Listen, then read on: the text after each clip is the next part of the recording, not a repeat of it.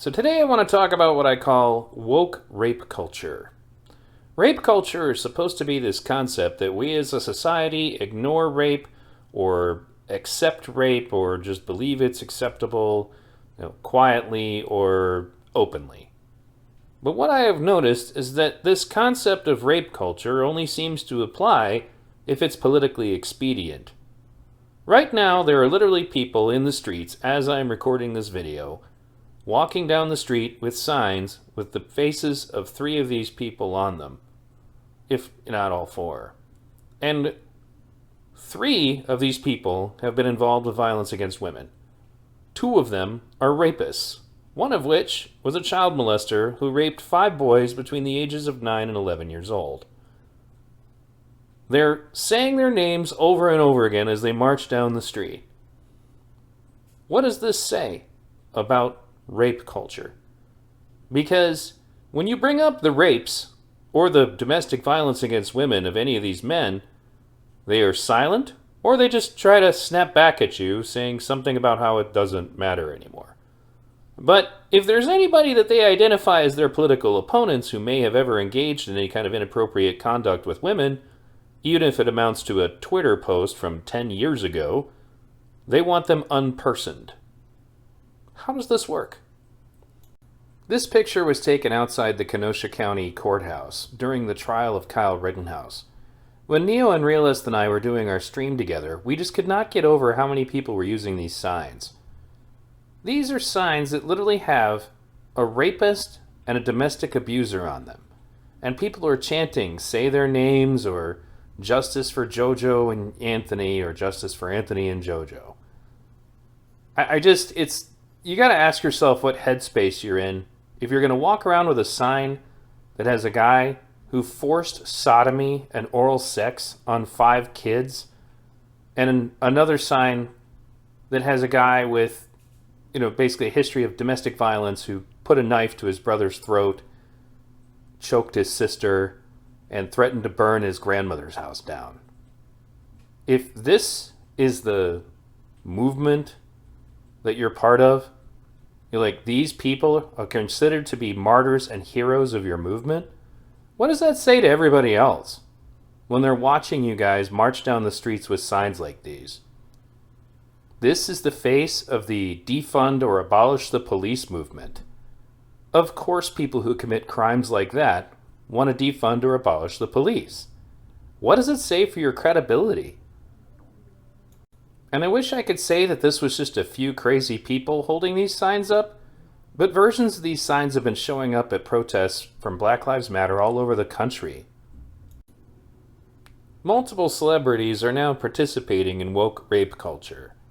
This is Pedro Pascal, who is known for his parts in The Mandalorian, the recent terrible Wonder Woman movie, and Game of Thrones.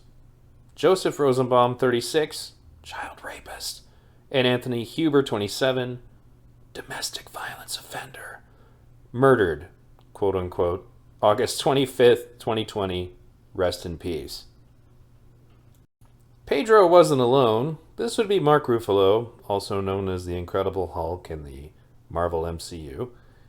We come together to mourn the lives lost to the same racist system that devalues black lives and devalued the lives of Anthony and JoJo. Hashtag reimagine Kenosha.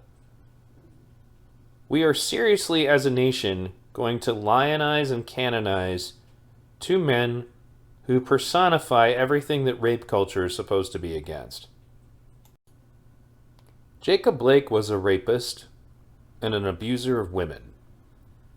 When the police arrived, he was in the process of violating a restraining order that his victim had against him, while trying to steal her car and leave with her kids. That's what actually happened. But this issue was swept under the rug. Woke rape culture. It's not important that Jacob Blake was a rapist if they have decided that the other part of the narrative is more important. Jacob Blake's victim is for some reason invisible in all of this.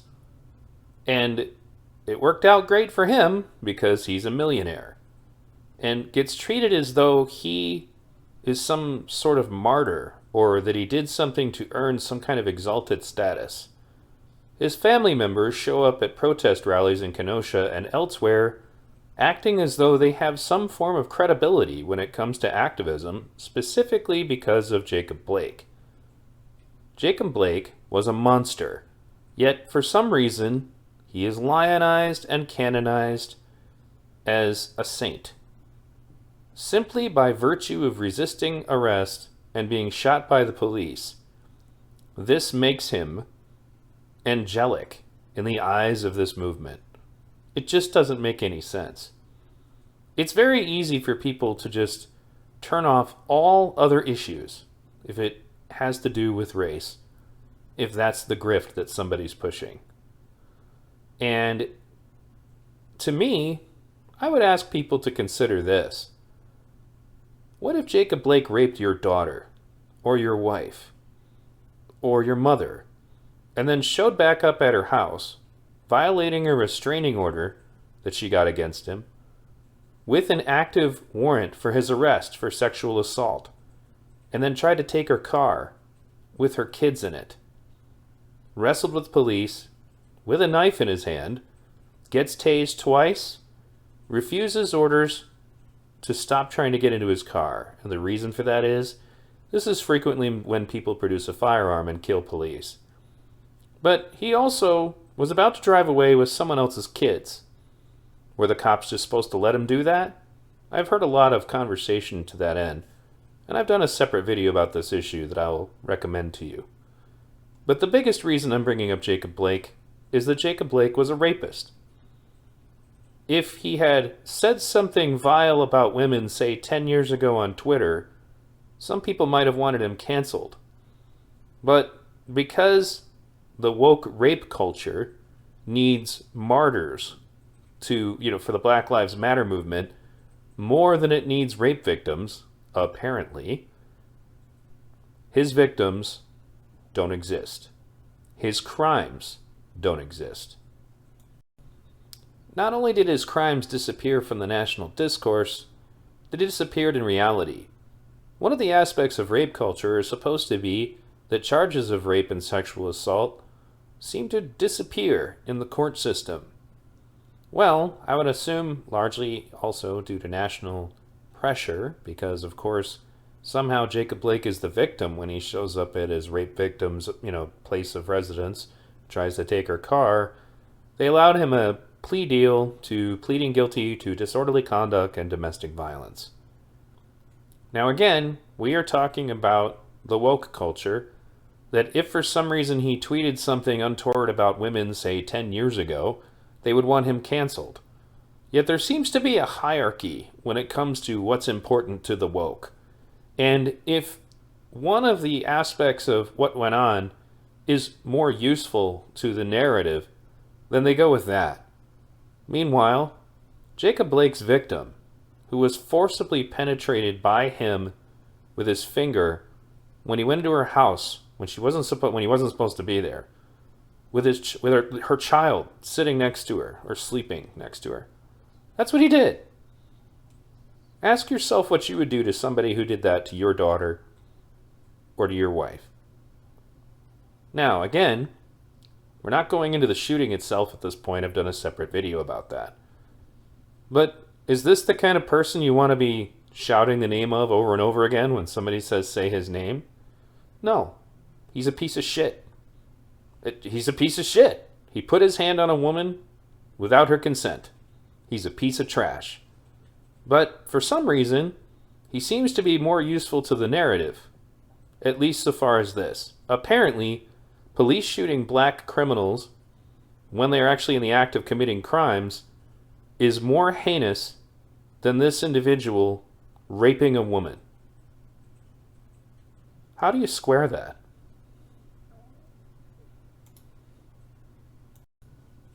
Various feminists spoke out for Jacob Blake.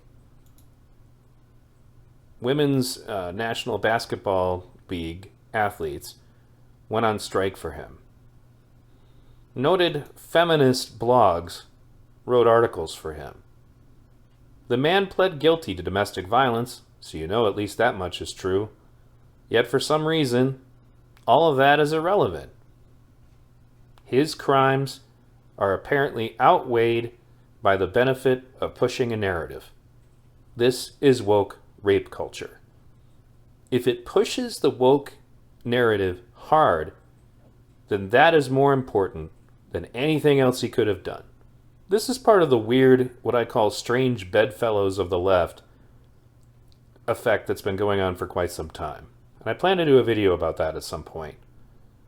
But again, explain this to me. This makes no sense. This is woke rape culture.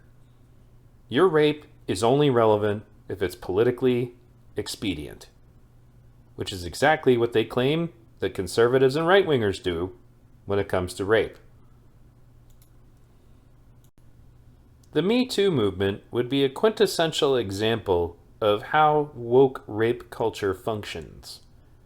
Alyssa Milano was one of the pioneers of the MeToo movement, and she went on a campaign of suggesting that other people come forward. During the hearings where Justice Kavanaugh was being confirmed, she was very vocal and very dramatic in her activism. There's a viral picture of her sobbing and crying with other activists. And she basically just came out with, statements like this frequently and was all in. And I think that Me Too has a function, but at the time, it was pretty much kind of a you need to believe all women, no matter what. Then all of a sudden, everything changed. When Tara Reade, who I am honored to say has been on this broadcast, you can find that in the archives, both on my podcasts and in my YouTube videos. I will put a link in the cards. Tara came forward with sexual assault allegations against now President Joe Biden. All of a sudden, Alyssa Milano went from being an advocate for believe all women, always, to, well, I've known the man for a long time, and I just really want to see investigations, etc., etc. That's what she said in the recording that she's talking about in the tweet below this. Rose McGowan called her out, justifiably so. I actually waited a little bit on this on Twitter myself, and it was kind of cool that Rose liked one of my tweets. But anyway, you are a fraud. This is about holding the media accountable. You go after Trump and Kavanaugh saying believe victims. You are a lie. You have always been a lie. The corrupt DNC is in on the smear job of Tara Reade. So are you. Shame. I'm sure a lot of you guys remember this clip. Does she look comfortable to you?